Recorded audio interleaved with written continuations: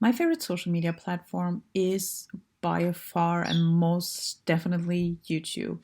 No matter which platform came and went and stayed, I have always been very, very loyal to YouTube. It's been with me for such a long time and it has been honestly such a huge support in my life, especially in times when I felt unwell. I honestly spent most of my teenage years watching hours and hours of content on YouTube. But lately, I realized that I feel a little bit disconnected from the platform. Back in the day, I had a lot of different YouTubers that I loved, but now it just kind of boiled down to maybe a handful. And I've been asking myself why. Why do I feel like I'm not really enjoying the content presented to me that much anymore? I really thought about it a lot recently, and I think that I figured it out. And it's not just on YouTube, but honestly, every social media platform. Everybody wants to be an influencer, everybody wants to live the fancy lifestyle, and I mean, no hate. I mean, here I am, me too, hello. But it feels like somewhere along the way, influencers stopped being just regular people you followed. Just people doing weird stuff, just being themselves. Didn't matter how cringy their content was, how loud, how colorful, how sometimes awfully unfunny. Now it just seems like everybody doesn't want to be that anymore. They just want to be their own company.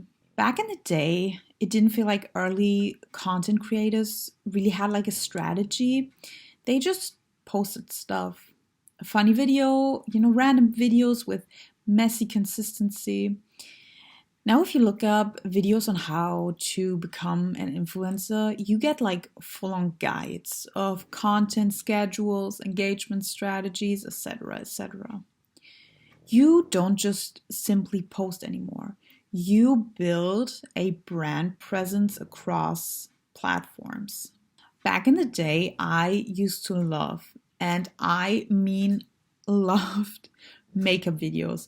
I loved beauty gurus, all the beauty gurus, and I trusted them wholeheartedly. I wanted to buy most of the items that they held into the camera, and I cried a little bit silently inside when I couldn't afford the Chanel Soleil Tan, the Chanel. But then, every couple of months, when my mom took me to the drugstore and she allowed me to get a new Maybelline mascara, I was giddy with excitement because my favorite YouTuber recommended it to me. Back in the day, I didn't really pay attention to it. Zoella got probably paid millions for every product that she held into the camera, which she probably used once but hyped up in her monthly favorites. Because, it didn't really matter because I trusted her in a weird way. I know that it wasn't always the case, that they didn't really love everything that they recommended to us. But for some reason, it still felt more authentic than the influencer ads that I see today. In my mind, nowadays, modern content creators so often feel like a whole media entity with all of the different partnerships. And when you start to think like that, it stops being about what do I want to share and it goes over to what version of me performs best. So it seems like very quickly influencers kind of turn into a curated product. And when your goal is to start working with companies, and a lot of the times companies want consistency and reliability, people almost start to flatten themselves. We as humans, we change, we contradict ourselves, experiment, fail publicly, and evolve. But in today's day and age, it doesn't really feel like you are allowed to do that. You need to be a squeaky clean, scrubbed version of yourself. Just one slip up, no matter how tiny, and you are viewed as being messy, toxic, you get out, go away.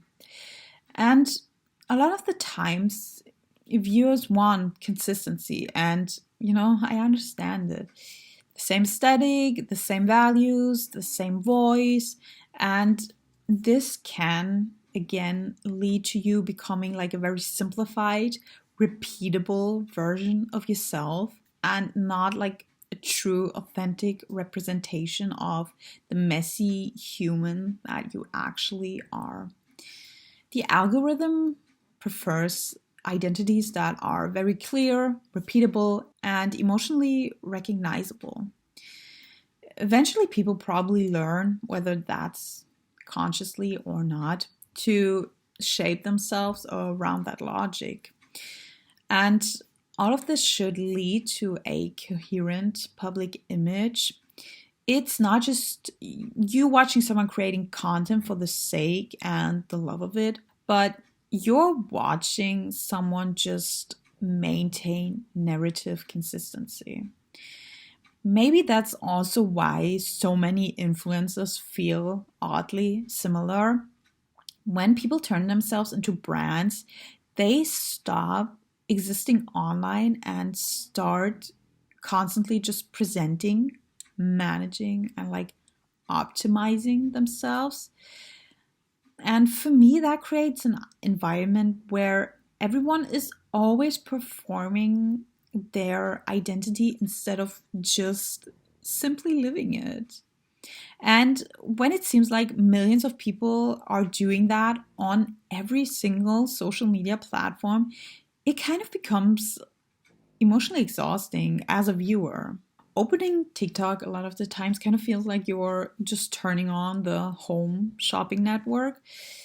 And yes, you are not always being sold a product on social media, but so often it's, a lifestyle, a mindset, a productivity system, a course, a newsletter, a sponsor segment, etc., etc. So you might just be enjoying a random, what I do in a day in my life, without any clickable links in the bio, but it's still demonstrating a sellable version of life, sustained attention that can be turned into trust, and trust that can be turned into action. And it feels like everyone is a curated identity competing for attention. You can really tell when someone stops posting for the fun of it, but for just simply nurturing leads.